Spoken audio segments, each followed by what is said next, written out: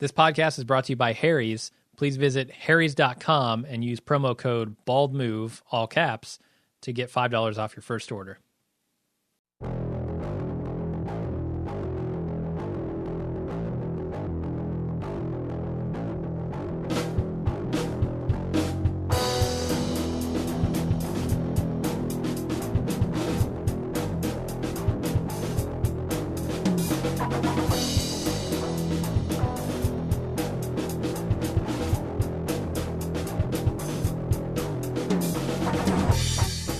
Welcome to The Walking Dead, the officially unofficial podcast for The Walking Dead on AMC. I'm Jim. I'm Aaron. And today we're talking about Season 6, Episode 8, entitled Start to Finish. I took a second watch of this last night. You did? As I do. Bad idea? Yeah, it was more boring than the first time. Mm-hmm. At least the first time, I wasn't sure what was coming up. The second time through, it was even more boring. Yeah, I felt like I didn't get an increased appreciation for how kind of blah the episode was, but yeah, it didn't get much. I did write a couple things I thought were clever that they're doing thematically that I was not getting on the first watch, just because I'm just like, ugh.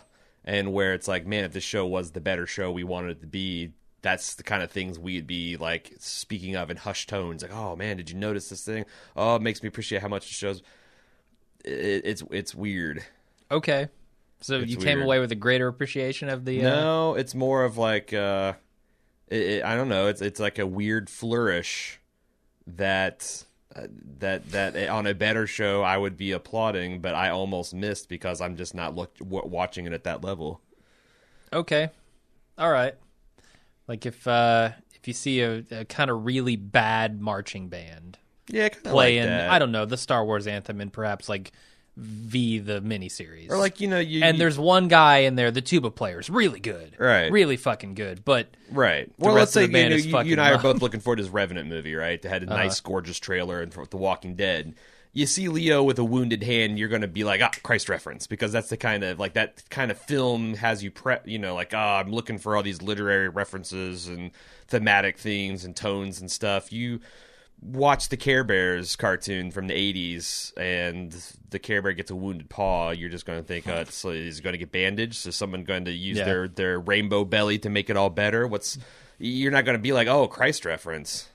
Sure. Hugs a lot's really going to save the Cloud Village, or I wasn't allowed to watch Care Bears. That sounds about right. So I'm just making shit up about them. Yeah, they're magical. Maybe it did have tons of literary references, and it was one of those things where it's like enjoyed by adults and kids alike. Yeah, I don't know. I'm unchanged on this. I thought it was a little worse, actually. Are you ready to tiptoe through the tulips, or you want to talk a little bit more about it? No, I'm ready. All right. Sam's listening to Tiptoe Through the Tulips as he's still upstairs. I really question how short this town is on supplies when he's still eating what looks like fresh broccoli and carrots. In fact, not even finishing it. That's true, yeah. It seems like Jesse's getting all the good rations. She's getting the healthy stuff. Everybody else getting cream of celery soup. She's shopping at Whole Foods. I can't figure that out. But he's culling pictures of himself tied to a tree with a big sad face, and zombies are coming to get him. And as shitty as this stuff is, I do find myself really feeling for Sam. You know what I mean? Like, it's just something fundamentally sad about a child drawing pictures with crayons of terrible things happening to them. It's like, it makes me think of like real life children in war situations and what kind of fucked up shit they draw and how that's terrible. Or that Star Trek episode where the crystal came to eat everybody and all the children were drawing the crystal coming to eat everybody. And I'm like, that's fucked up. And the parents are hanging it in their cubicles in the starbase. What's wrong with you, parents? This is something you talk in worried tones to your mate about. Yeah, this episode doesn't do any favors for Carol as a character. Like, for Carol as, like, any kind of sympathetic figure, right? Like, I feel like Carol's gone off the deep end, both, she's scared the shit out of Sam. Right. And I laughed when that happened because it was hilarious, and it still is. But Carol's turning into kind of the anti-Morgan, right? Mm. She's on the opposite end of the spectrum. Of course. Scaring the shit out of kids and wanting to kill people. And of course. Yeah. But, yeah, speaking of thematic imagery, we see Sam kind of swat absent-mindedly at an ant that's crawling on him, and it leads back to a trail of ants just absolutely swarming over this, what I presume is a half-eaten cookie. Yeah, so Looks like it's me. That's the theme of the episode. Yeah, Zombies I mean, swarming all over the half-eaten cookie that is Alexandria. Sure. Or a half-baked cookie, as it might be. So we see the walls fall, and like there's all this dust, and the zombies are kind of shambling out of it. I thought it was evocative of like some of the 9/11 imagery of the people walking out of the dust cloud from the collapsed buildings, and there's that. But I'm certain it's an homage to some other zombie film somewhere. Oh, really? I mean, just knowing what the show likes to do. Yeah. I'm just saying, you see a tower fall and these things shamble out of it. I think they're coming on. Like this is one of those things where it's like in 20 years, it's going to be like an institutional memory. Like people will be born to have that were not around when 9/11 happened, but they'll still get that like that imagery is bad. Okay. You know what I mean? Mm-hmm. So Rick futilely discharges rounds into the herd. I still don't understand what he was trying to do. I don't either. Deanna tries to talk some sense into him, but also gamely fires wildly her rounds ineffectually. Yeah, she jumps in there like a new recruit to the A team. I want to get my shoot on, man. Sure. I want to get in here and fire some guns. Yeah, unfortunately, she's not going to make it to the cigar scene, and I love it when a plan comes together. No, she's not. Because she almost gets killed a bunch of times, and indeed, we find out later manages to get bit. I don't see where the bite happens, honestly. They filmed this thing in real time, and where she fell and where the zombie was in relation to it, and she just got up and there was a giant bite mark under her shirt. And they've done a game of like persons not bit. Oh my god, they are bit before, but it's always been some ambiguity, and they're just not even bothering this time. It's like, we'll just film a bunch of shit and there'll be a bite. Yeah, it didn't feel like there was a reason for her to get bit. Like, this is really what has me worried about this show is it's not just a tricky shit like Glenn and like, oh, we want to have audience suspense and we're going to not, maybe be a little sloppy in staging it so we have some literal wiggle room and narrative wiggle room to leave him alive. It's just like, we're just not going to bother. We're just going to do things and there's going to be no logical cause and effect and what's real and what's not real. When are people dead? When are not people not dead? Yeah, I got that vibe kind of from this whole attack scene here where it's just like, we need to show each character scrambling away that's important to the audience. And we're going to... I mean, the wall of sound they put up is impressive in this scene. Sure. Like, it drowns out any other noises, anything you would want to hear out of this scene. It's just a wall of noise. And then, like, they spin it up, like, 7 different times for each character. Like, the same, I don't know, noise. I hesitate to even call it a score. It's almost just like a wall of noise. Mm-hmm. Yeah. And they'll spin it up when a character is first shown. They'll get in trouble. They'll get out of it. They'll quiet it down for half a second, and then cut to the next person, spin up the soundtrack again. It's like this loses its effect after the first 4 times we see it. Yeah. Speaking of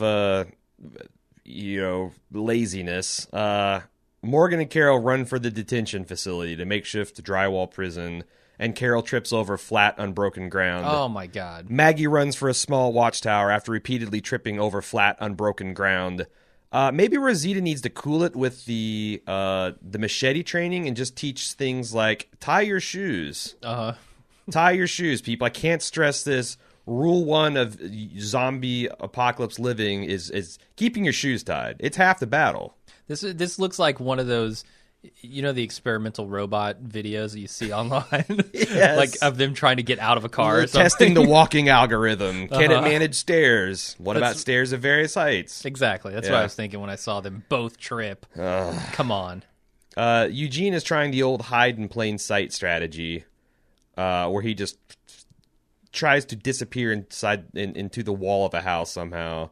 And he's about to die. He's got a machete, but he's kind of Alexandria level useless. Like, he doesn't even try to use the machete. He is just going to curl up and let this thing eat him, which I don't know what they want me to feel about Eugene. Like, wouldn't it be appropriate for him to at least flail at the zombie, like to show that he has some kind of spirit. Like I pointed out last episode, Rosita was giving him private machete instruction. He's not even going to try when the alternative is certain death. Yeah, I mean, they've certainly painted him as a coward. It's not like this is out of character necessarily. I don't even feel like this is realistic coward behavior. Well, I mean, not... Maybe, sure. yeah, I mean... Cowards are scared of stuff, but also, like, they freeze up. Like, that could be another definition of a coward. I think he just froze up, but... Yep. Do you think they're trying to show that one of Rick's group, quote-unquote group, is just as bad? Just as useless as the Alexandrians? Do you think there might be anything to that? Like, because Deanna's like, they are your people, and well... Do you think that Rick would... See, I feel like the Rick's algorithm takes that into account. He's not going to try as hard to save Eugene, and I believe this, as he would a Maggie. Yeah, I think you're right, yeah. So, I don't think it's Alexandrians versus his group. If there was some on-the-ball Alexandrians who maybe even like, thank God someone else is here to finally, or at least we're less arrogant and willing to learn, I think that he would have already bonded with them. Yeah. Yeah, you're probably right. I mean, when Tobin pulled his head out of his ass and started making useful contributions, Rick warmed up to him instantly. I don't think that's where I think the weakness of it's your people versus my people. No, it's what Deanna's espousing is going to get you fucking killed in this universe. You just indiscriminately try to save everyone regardless of their... I get this is very Darwinian, but might I remind you, 97% of the world is dead and a flesh-eating cannibal now, so... Yeah, and they make that case here, or at least the wolf makes the case. Yeah. He's crazy, so what am I supposed to think? So anyway, yeah, Tara and Rosita fortunately roll on by and save him, and they literally lead him away like a 6-year-old boy. Both of them grab hands and like, come on, we're going to get this through, honey, which is interesting juxtaposed against Sam at the end of this episode. Okay. You're right. There is no difference between Eugene and your bog standard Alexandrian. No. In fact, some of them are better than him. Yeah, definitely. Tobin, I would say for sure. Jessie, probably. I mean, she's killed a walker, right? Yeah, oh, sure, yeah. She killed one at the door last and she's killed a real human being, which is the real test. Are you going to freeze up when you have to, killing a zombie is, ethically and, human naturally, I think, a lot less difficult than killing a live human being. So at this point, Ron and Carl, who they made explicit that Ron was about to cap Carl. Oh, yeah. Like, if that tower hadn't have fallen, things were going to break bad. I don't know what Ron thinks is going to happen to him after that, though. If he kills Carl in that scenario? Does he care? Is he just, at this point, a Carl-seeking missile, and he just wants to hurt Rick? I think so. Yeah. Like, that's the feeling I've got for the past few episodes. So Ron and Carl and Michonne and Gabriel and Rick and Deanna kind of converge in this T-junction of a street. And they get cornered, and you think, things are going to shit. When Jessie comes in blasting, clears a path to her house and says, I got Judith in here! And we get a nice crane shot of all the zombies just zerging into the half-eaten cookie that is Alexandria. Yeah. And it was a nice shot. That's a decent shot. Yeah, I feel like maybe they could have done a little more with a little less. Like, don't show every character that we even care about in the slightest bit and their predicament. Just show us kind of the overall town. Like, no, I get it. And then go around and say, here's where each of them ended up. But I'm not going to bitch because they staged this at a location with 3 entrances and they had 3 groups of characters come together and then 3 walls of zombies This is the minimum level of effort that I need for them to not bitch. Okay? Where did the people come from? Where are they trying to get to? Why can't they get there? Is it believable? Okay, I'm not going to bitch. Yeah, that's all I want. I got my walkers. I got my herd busting through the walls and trying to eat people. Futilely, yeah, for you to say this is a disappointing episode is kind of mind-blowing. Well, everything from here on, disappointment. Okay. All right. Disappointed. All right. So you were, I remember in the live watch, you were kind of like gung-ho at this point. Yeah. So Glenn is outside seeing all this happen with a horrified Enid. And Enid and he's like, oh, okay, I'm going to try to plan on how I can get in and save the day. And Enid's like, seriously? This is literally the validation of everything I've been saying. And you're saying we should double down on your nonsense? And he He pulls a trump card. My pregnant wife. What's really is inside. interesting is, like, again, this is a lot of the same mileage and the same road that the Leftovers treads on. Is in a world where losses don't make sense and there's no way to protect yourself from them. Is it better to just try your hardest to keep from losing people, or should you never draw close or make attachments with people so that you never really lose anyone? Which is the better survival strategy? Sure. But they don't ever. I feel like all they got to do is give someone like Enid, like, they need to articulate that with a reasonable point and not have Glenn just be like, "You're talking crazy. You're fucking talking crazy." Like, I feel like that. I mean, ultimately, I don't think I'd make that choice, but Enid has a strong point here. Yeah, and Glenn seems crazy. Yeah, as much as they're setting up, Carol and Morgan being antithesis of each other, they're doing the same with Glenn and Enid, right? I think that's a lot more. And their ideas of survival. But that's an interesting conversation that the show's not really had. Yeah. Like, anytime someone espouses nihilism in this show, it seems like it's quickly put down. Like, you just can't have that thought. That's true. And, like, I'd be up for a heroic character who does kind of heroic things, but still is like, this is a bad idea. Like a kind of a Russ Cole version, where it's like, I mean, if I fully was courageous and embracing my worldview, I'd blow my head off. Sure. But I'm kind of a coward, so I can't. But instead, this Glenn runs roughshod over her. I don't know. I mean, because like I said, I think Enid's mistake, if she's thinking about it, is not that I ran, but that I ever let my guard down in Alexandria and formed any kind of attachments at all. The second I started collecting keys, I probably been like, "Oh, I gotta get the fuck out of here." Yeah. The second I started hanging with these dudes reading comic books, I should have been like, "Get out of here." So I don't know. I thought that stuff is interesting. At least. We do have something to address. Oh, Enid, not a wolf, right? I'm not addressing this. My theory has been proven. I'm not engaging with this conclusively untrue. I'll still go to my grave thinking this is another Dead Man's Brew theory that you didn't seriously espouse. That's what I do, man. No, I seriously espoused it. I thought, but it was based on flimsy evidence, for sure. As are most of my theories. All right. Noted. Jesse and company comes out thrashing through the tulips into a whirlwind of activity. And they're playing this, like, bomb goes off inside his head, like every sound's dropped out and there's a little whistle. And Sam's like, "What the fuck? Are the monsters coming?" And he's starting to work into hysteria. Oh, God.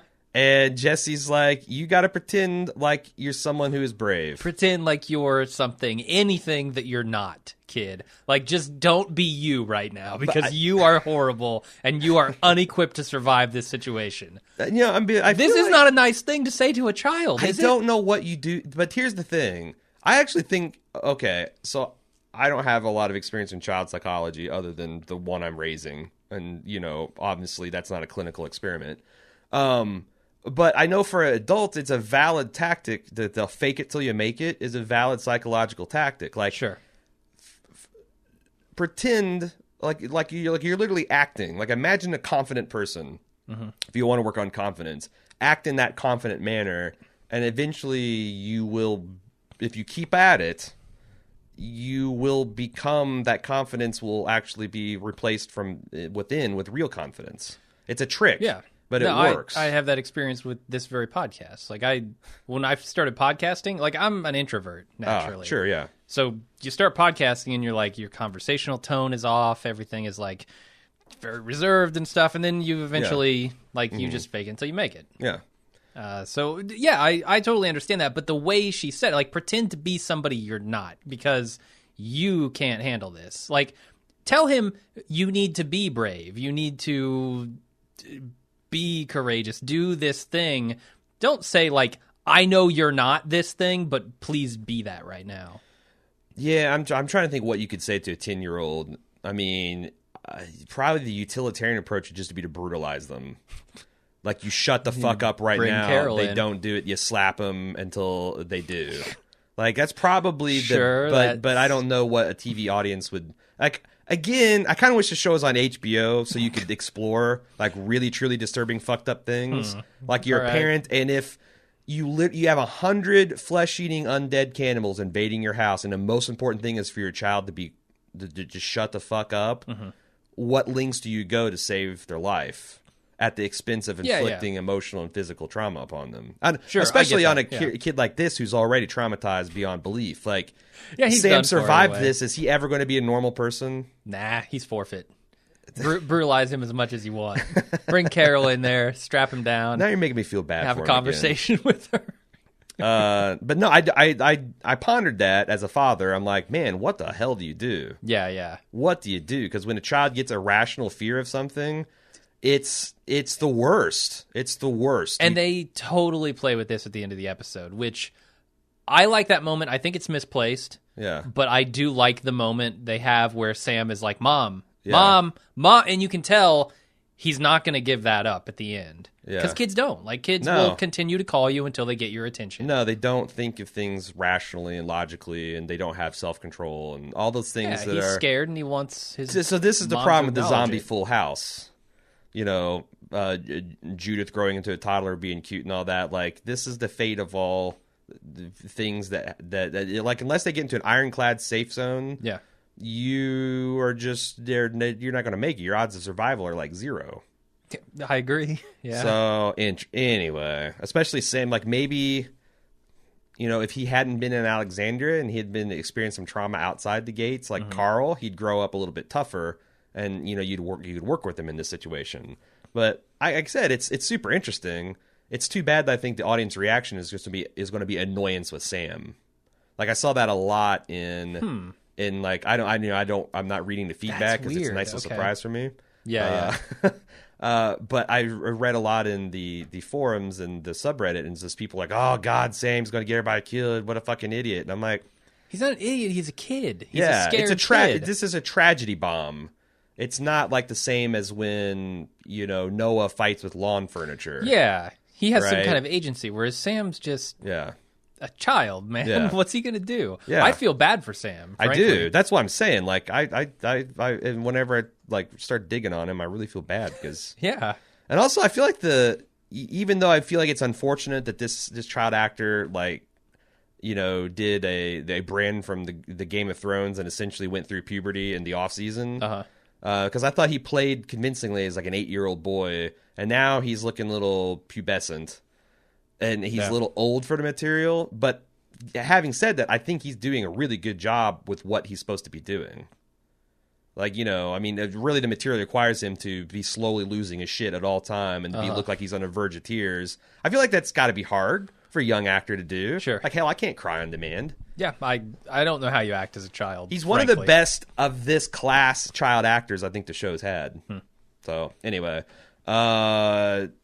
Carol has taken a bump to the head.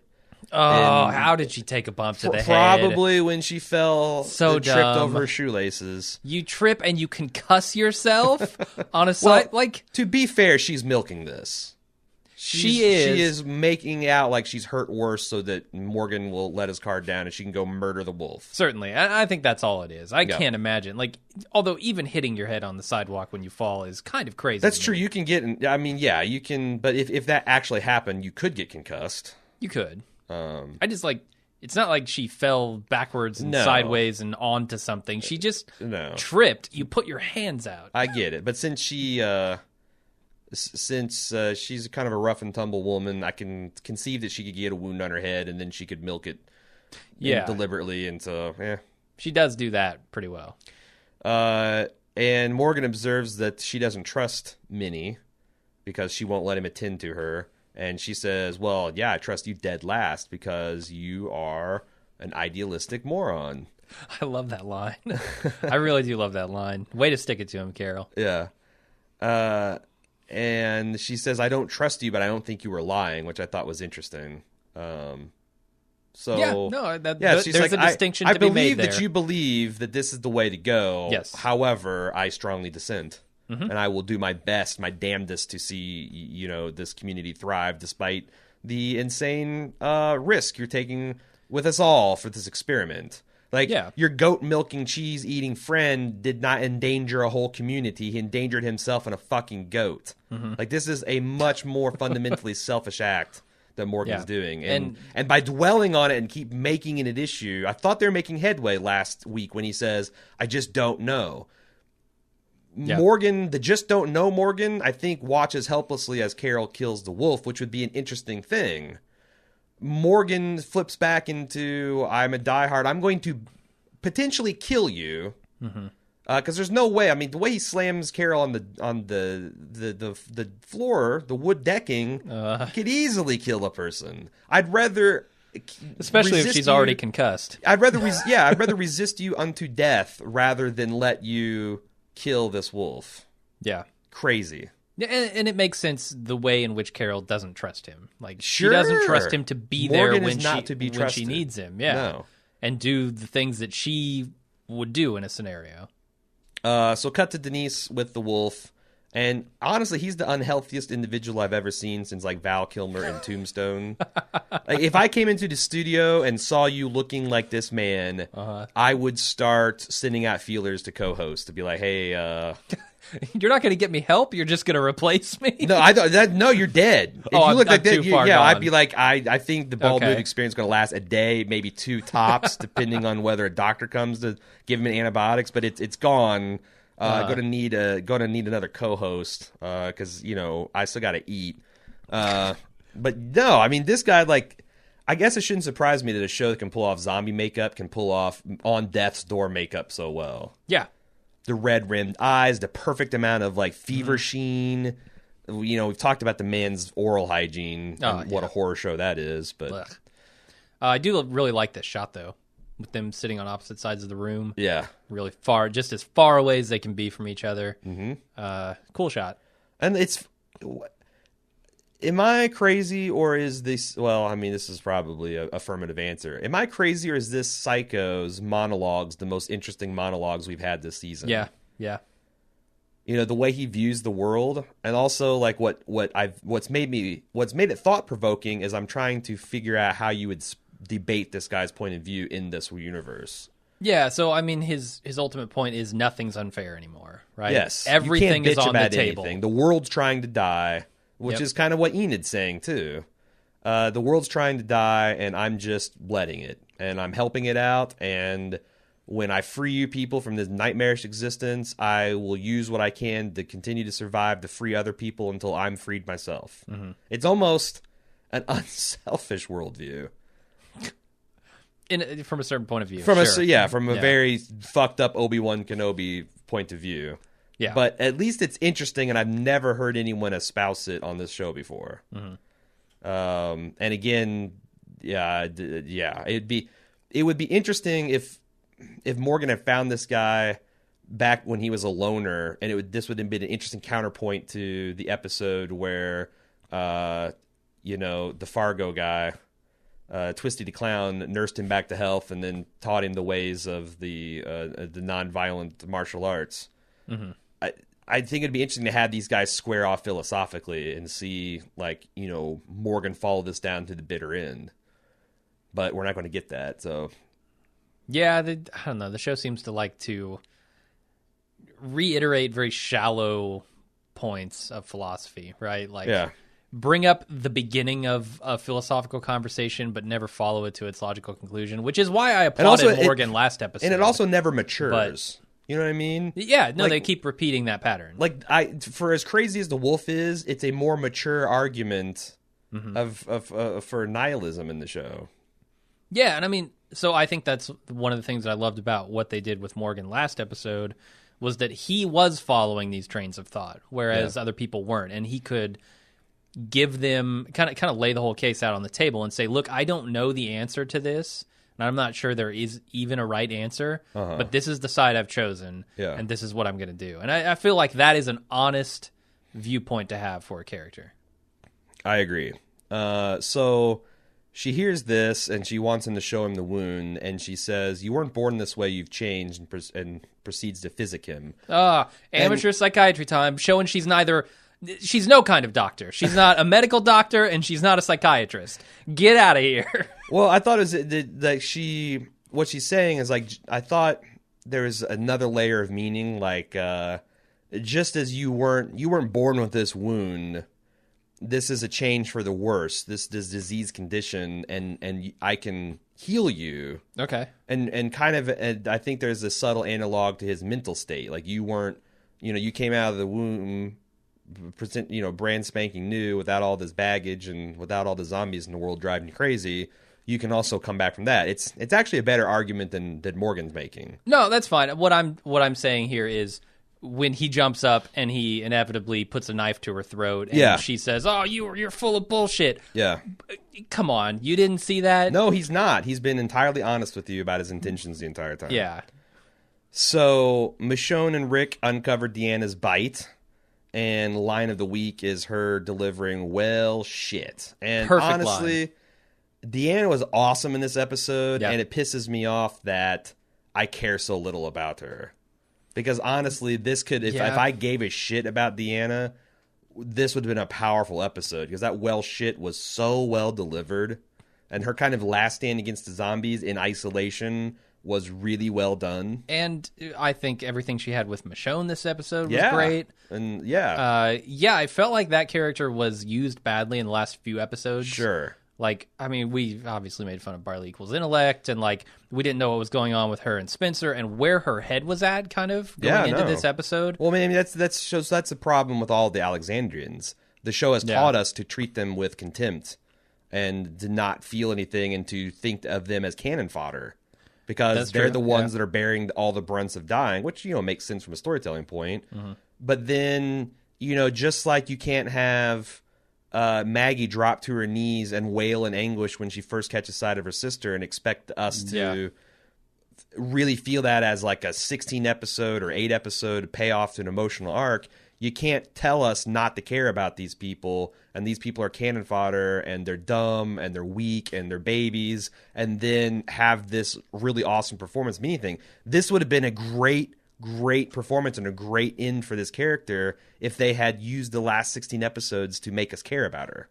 Or you know what? Just take the last few episodes out, the last 8 or so. Uh-huh. Have this happen very close to Reg's death. And I think, because I cared about her more at that point than I did when she just kind of went off the rails and I didn't know who she was. Yeah. Like, I had a solid Deanna presence during the Reg stuff, and I wish I knew. Like, I'm also getting annoyed at everyone talking about her plans. We don't know. We made fun of her plans with Barley equals intellect. I would like to be brought in at this point when now Michonne's she's bought into something that I don't understand. What, like, why is it a good idea? Why is she praising these plans? Yes, what Michonne, you've looked at this. Articulate what is about these plans beside the Latin and the barley. To me, they just seem like the bare minimum of survival. Like, we want to plant crops, we want to have water, and we want to have power. It's like when I was a kid, I used to love to get graph paper out and build the perfect spaceship. Like, here's where you're going to have crops because you're going to take 100 years to get to the star, and here's the big water tank, and here's where you're going to sleep, and here's the guns in case someone attacks, and here's the shield. Now go build it, asshole. Drawing shit on paper is the easy part. And it ultimately, like that part doesn't really matter, right? Yes. Like, they can put the corn anywhere. They can put the solar panels anywhere. Like, yes. That's just playing Tetris with logistics, right? Sure.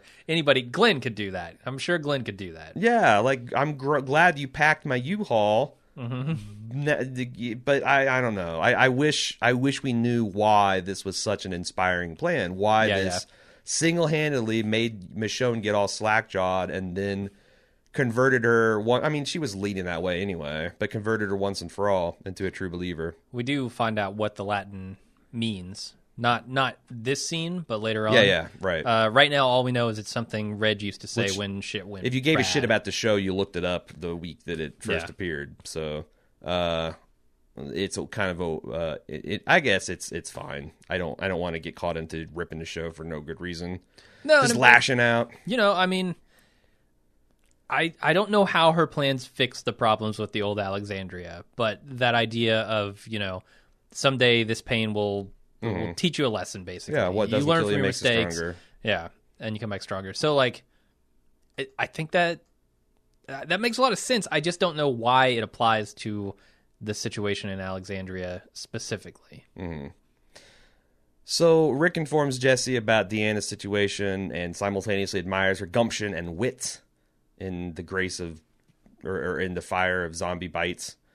And Rick says, hey, we got to be patient. We got plenty of food. We need to hold up, wait for them to bunch up, and then I'll try to get the armory and draw them away with guns and flares. And you can see in Jesse's eyes, like, this is a suicide mission. We're fucked.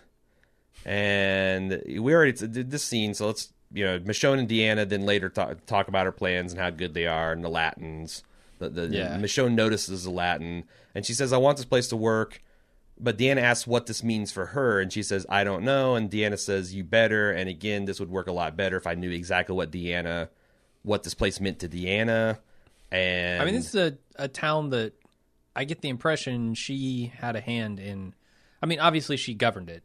No, but later on she says, I cocked this place up. Mm-hmm. So this new plan, I think is supposed to represent the future of Alexander after she's melded some of these ideas from Rick. Well, she didn't put any plots for planting guns, so I don't know what they're going to do. I mean, yeah, that's fine to be glib, but she did actually, there was like some kind of weapons training center. Yeah. And maybe that's it. Maybe that's literally just, I'm taking Farmer Rick and I'm taking Soldier Rick and I'm merging it into one cold rolled steel fence and we're good to go. Maybe this map that she draws, these plans, are instilling the kind of things that they need, like this intellect thing. Barley equals intellect. Obviously, we make fun of that, but like they not only need food and water and guns, but they also need the ability to think, the ability to communicate with each other. All of these things need to be able to critically think, and you gotta. These kids aren't going to school presumably, or they're not being effectively educated. Mm-hmm. What is effective education in the zombie apocalypse? It involves probably vocational school, not a lot of book learning. Yeah, less math, more gun training. Sure. So Ron and Carl decide to square off in the garage. I don't know why they decided to go off alone into garage. Did they give them a reason why they're in the garage? Or they just needed to be segregated from the adults? I don't know. But Ron says, your dad's going to get more people killed because guess what? He's a killer. And Carl says, yeah, and so's yours. Which totally brought Ron by the lead. He had no response to that. Like, that's a new thought to him. I don't know. Ron's not very smart. No, he's not. And he goes, well, I'm dead and we're all dead. And you're going to be deader than metaphorically dead right now. Because he locks the garage door, deadbolts it, and then proceeds to draw on Carl, who is not having it. And then Ron comes at him with a shovel and manages to break a window, which, guess what? Attracts all the zombies in the yard. And they come banging on the window. And Rick is now, he's alert to this scuffle, and him and Jesse are frantically trying to get in the garage. He's trying to chop his way into the hatchet as Carl's trying to brace the broken garage door with some shelving. They finally get the kids out and like stuff couches and shit against the door. And Rick's like, what the hell's going on in there? And Carl totally covers for Ron. Says, hey, it was just, the zombies got in, we were scuffling with them, and what's the big deal, man? Quit hassling me, old man. Yeah, what do you think about that? What do you think about Carl? He's Glenning. It's literally the same thing that Glenn did with Nicholas, so yeah. It's kind of boring. And also I don't buy that. It's weird. He's like taking some kind of responsibility for Ron and feeling like he can sway him. Yeah, he was giving him so much shit in the previous episode, like blatantly. Yeah. Like I don't buy that this is a natural reaction that Carl's having. I still feel like he's antagonizing him. Like, guess what? Your dad was an asshole. Huh. I mean, whatever the kid feels about his dad, he's probably not going to take kindly to that. Maybe Carl knows. I mean, maybe this is a thing for his dad. Like, I don't want to screw up this thing you got going on with Jesse. Because I kind of like Jesse, and I know you like Jesse, and, Mom's been dead a long time, and Judith needs a mom, and you'd probably be a lot less annoying if you got laid on a semi-regular basis. Mellow out a little bit. Yeah. So I'm going to take all this shit on the chin with Ron, because if I blow Ron's head off, that will really harsh the Rick and Jesse buzz, right? It would, yeah. Like he's already killed her husband. But here's the thing: he takes him in the other room and he points a gun at him, right? He has to do that, implying that if you don't give me your gun, I'm going to blow you away. And then he has to do that, right? I actually really like that part. Yeah. So I mean, he's obviously he can't let Ron kill him. Yeah, that's not going to happen. Yeah. So he needs to take the gun away. But like, I imagine the shitstorm that would happen if Carl just. Like after saying, yeah, there's nothing wrong, everything's cool, he just goes in there and shoots Ron. No, I get it. But like again, they hear a gunshot from the other room, and Ron's not too smart. It'd be interesting if Ron really was like a supervillain level intelligence. He's like, go ahead, pull the trigger. You just said we were all cool. You're going to murder me in cold blood? I'm keeping this gun, and you're going to have to keep watching your back. And then Carl's like, oh, fuck, what do I do? And then Ron pulls a gun on him. And then they stay in a standoff until Rick walks in and they lower their guns. Right. Yeah. So, yeah, I don't know. Some of that stuff is interesting. And I love the whole... I think you quoted the line, but like, look, man, I get it. My dad killed your dad, but your dad was an asshole. Well, then what's your dad? Carl. Yeah, I thought that's pretty funny. So Judith starts crying, and Rick goes to get her to quiet her down. But, oh, my God, zombie Deanna is draped over the crib, ripping the newborn's, or I guess toddler's guts out. Intestines. Mm-hmm. Going all in through its juicy insides. So stupid. Just kidding. She's actually decided it would be good in her dying breaths before turning to a zombie to stagger into a room alone with the child. Jesus, Diana. Jesus. It is a tense moment, though, because you see Deanna's missing. Oh, you know how much I'm a fan of putting Judith in fake danger just to get my pulse racing. Sure, I love it. I can't get enough of that shit.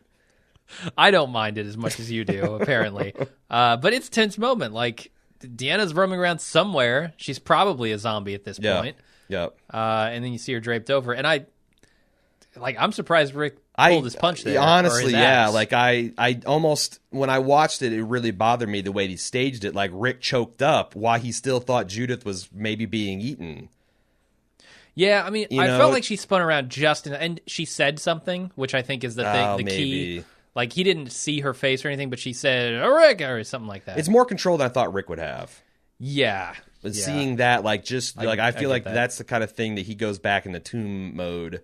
Yeah. And just everything goes red.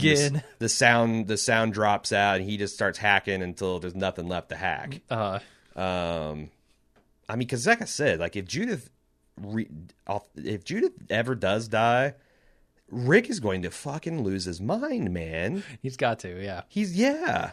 That's who he is. Mm-hmm. Because he's not an Enid. He's not. I mean, this is, Judith and Carl's all he's got left, and Judith is I think is the proxy reminder for Lori. Yeah, absolutely. So I mean, they had kind of addressed a little bit of that last episode. And then, there's all that still, like, in a better show, this would all be the more powerful because Judith is probably not his child. And, it's like there's all that meta narrative as well. That he's got that much attachment to it, and it's a kind of testament to the human nature and all that stuff. But we don't even think about those kind of layers because they're making us stupid by watching the show. It's frustrating. She also, so let's talk about this. She's written something for Spencer and something for Maggie, which makes sense. Her son and her right-hand woman, although Michonne's trying to be the left hand this episode. She says, will you look out for him like you do for your people, because they're all your people. And she goes, as evidence, I ran over to you not because you have an awesome beard or because this or because that. It's because you're one of us, which is bullshit. She ran over to Rick because the same reason a drowning man clings to a lifeguard, because they're the only person keeping them afloat. Rick dying is the death. Like this is a bad situation. The only way the Alexandrians are going to survive is if Rick or one of Rick's people comes through heroically. So, okay. I didn't buy the premise of her argument. It's entirely possible to view her actions as a purely selfish way to encourage this man who's been through a lot of shit and has hard earned some victories to take care of your weak baby people. Yeah, she does kind of need him. Sure, I don't know. They'd probably be dead without him. No, it's just a weird present day argument being espoused straight face in the zombie apocalypse. Yeah. Anyway, you weren't frustrated by that. All right. So Tara and Rosita talk a mess about how places like this have a price that has to be paid and whether they paid it or not. And just like that, The Walking Dead passes the Bechdel test. Two women having two named female characters having a conversation, not about a man. So it's about what they want. Proud moment. Yeah, what they want and how Deanna's lived her life, and sure, all good stuff with Deanna and Michonne. Sure, and no, we're talking about Tara and Rosita here. Oh, sorry, I thought we were on a different scene. Which you're right. The Deanna and Michonne stuff passes as well. Yeah. So things get a little meta then about Abraham's death because Tara says, "Well, he can die because I haven't seen it." Waka waka, and like Rosita's like, "No, seriously, I saw his guts being pulled out. Are you sure this wasn't someone else's guts laying on top of him? Was there a dumpster nearby? Obvious joke." So let's move on. They discuss how to get out of the garage when there's like, oh, we need to shoot the lock, but we can't waste a bullet, and we don't want to attract zombies. And Eugene, who's been reading a World Book encyclopedia the whole time, and as I was getting excited for him to like bust out some Civil War knowledge that was going to be like some brilliant tactic, and no, he just picks the lock with the paperclip.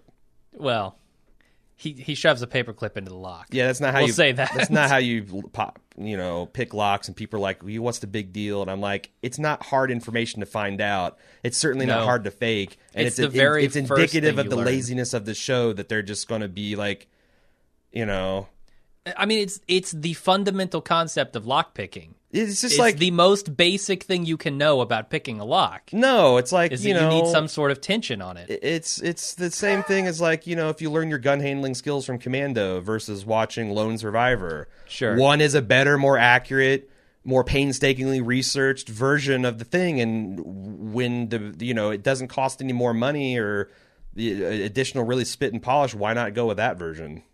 I mean, you read the Wikipedia article on lockpicking, no, you will know enough. It's not hard. It's really not. Lockpicking is challenging, but the mechanics of it you can pick up in 5 seconds. Yes. So, moving on, were you kind of surprised that he didn't bust out any kind of World Book encyclopedia knowledge? They prominently show him poring over that material. Yeah, I just thought he was reading it because he was bored. Oh, man, that's terrible. I was hoping maybe he would whip out like he's in a garage, like he's going to MacGyver something up. Yeah, like here's some bleach and some gasoline and some rubber. I'm going to dissolve it, and it'll eat through this lock or something. Nope. He's still I don't know, Call of Duty Eugene. He's Call of nothing. He's Call of lockpicking. Yeah, I mean he plays Call of Duty.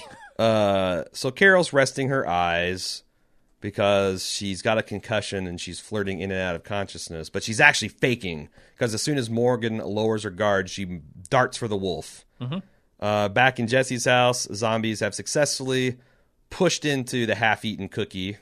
Jesse's house. The gang has to retreat upstairs, barricading the stairs with some furniture, while Rick says to Michonne to help me get at least 2. And I thought at that exact moment, oh, good, we're going to get the guts. They're going to get the guts storyline. Yeah, and they did.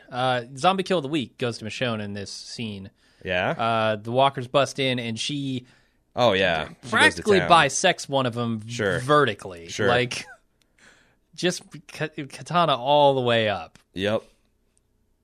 Carol and Morgan square off over the wolf, and Morgan says, "This should have waited." And I'm like, yes.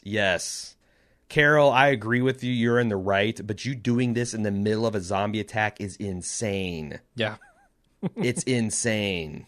But, I mean, she's in the house. She's got nowhere else to go. It's going to break bad, yeah, but what are you going to do? You're going to release a wolf and take out 2 of the biggest badasses in the group and arm him and indirectly arm him with a weapon and give him a hostage. That's what you're going to do. But that's not her plan. Her plan is to just run downstairs, kill this guy before Morgan can get there. I get it's not her plan, but also it's not something you need to be doing in the middle of this crisis because it's not like an unforeseen event.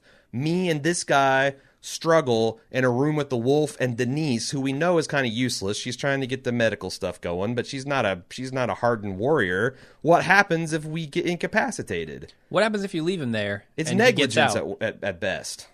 I mean, another not unforeseeable occurrence is that he gets loose. Well, you know how you guard against that? You actually together watch him. Sure. Yeah. I mean, if you're really stuck in the room. That's what I would do. Yeah, that's what I'm saying. Like, I agree with Carol's premise, but she's stupid to be doing this at this time. And it puts me in this weird position where I agree with Morgan that this is stupid to be doing this. I agree with Carol that it's stupid that you're doing and selfish that you're doing this experiment to begin with. I'm not sure. And I got no side to root for. I'm not sure if she doesn't kill Morgan after she kills this wolf. Because, like, she's looking at the threat outside and the threats from within, and I feel like she thinks Morgan is a threat from within. You might be right. The only thing I could say against it is she might be wary of doing that unilaterally after what happened with her and Rick. And in front of Denise. And yeah. I feel like I don't think she gives a shit about Denise, but I think that, Rick... she might kill Denise. Rick having a clearly good relationship, and she said that's like worth something in her eyes. I don't know that she would... I think she would want to totally kill him, but I think that it stays her hand because she just doesn't sure how Rick would feel about it. Maybe if he doesn't interfere, she doesn't go in and kill him. Yeah. But so Rick orders bed sheets to be brought. Gabriel couldn't be happier to spring into action. Prove his worth. Grab some bed sheets. He explains the whole guts decoy strategy, and I thought that the actors decoy strategy. I thought the actors did a good job of playing a natural reaction to someone announcing this plan. The guts plan? Yeah.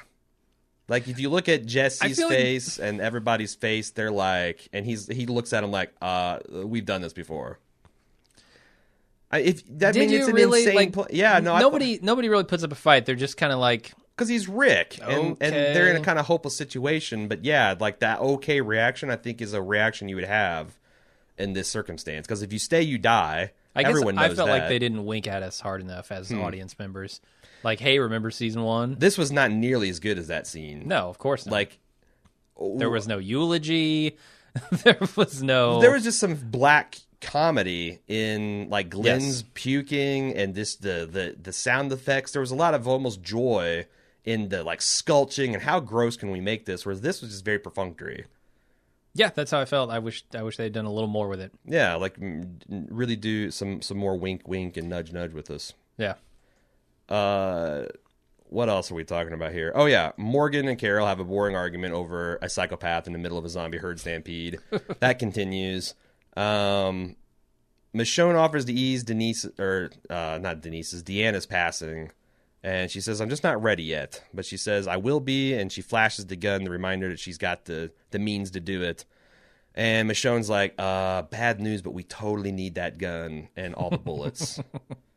And we can't spare it on your old lady death, Janeway. She doesn't say what she should say in that scene. What she does say is, "Explain to me this Latin." Mm-hmm. Teach me Latin. And she says that someday this pain will be useful to you, like we discussed this, and repeats that you have to figure out what she wants. And I'm like, I'd like to figure out what both of you want, because you're talking in riddles and code. Well, that's how she started her Latin classes when she taught. Someday this pain will be useful to you. So... this pain will be a lot more useful than this dead fucking language, that's for sure. Everyone's getting all gutted up. Jesse's worried about Sam, who at this point is near sobbing constantly. Like, he's just on the verge. His lips quivering. Man. His little eyes are red rimmed with tears. We're heading into a clusterfuck situation. Yeah, this scene is amazing. This scene is like everything I wanted it to be. Sam, his reaction to seeing, it's a horrifying scene. Oh, yeah. He walks in on his mother, his brother, and a bunch of strangers dismembering bodies and rubbing themselves with guts. Yeah. That's traumatizing. Sure. If he wasn't traumatized already. Yeah.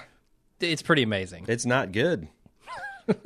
Carol and Morgan continue to have their pointless debates, and the wolf actually agrees with me. He's like, yeah, you should totally kill me, but no, you're all going to die, which is absolutely true. Everyone's going to die. Everyone that's living is going to die eventually. That's true. So, like, again, I'm siding with the wolf here, and I'm getting more and more uncomfortable. Then they fight, and they kind of go back and forth, and Morgan just body slams WWE style Carol into the ground. Yeah. And then the wolf knocks out Morgan with his own stick, and then pulls Carol's knife on Denise. Congratulations, fuckers.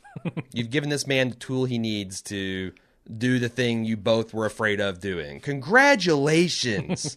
This is so goddamn compelling. Especially since it was spooled out in like 30-second installments throughout the episode. Took its sweet-ass time. I do buy that body slam could knock her out, though. Hell yeah. That's a brutal body slam. We watch MMA. That can be lights out. I mean, that knocks the wind out of you. Sure. You can if hit you your hit your head, head, it's not good. For sure. Gabriel comes up fresh on his victory with the sheets. Wait. Has the wolf walked outside yet? No. That's no. okay. That's No. later. Oh, what am I, an asshole? Gabriel says, "I'm not going to give up out there, Rick."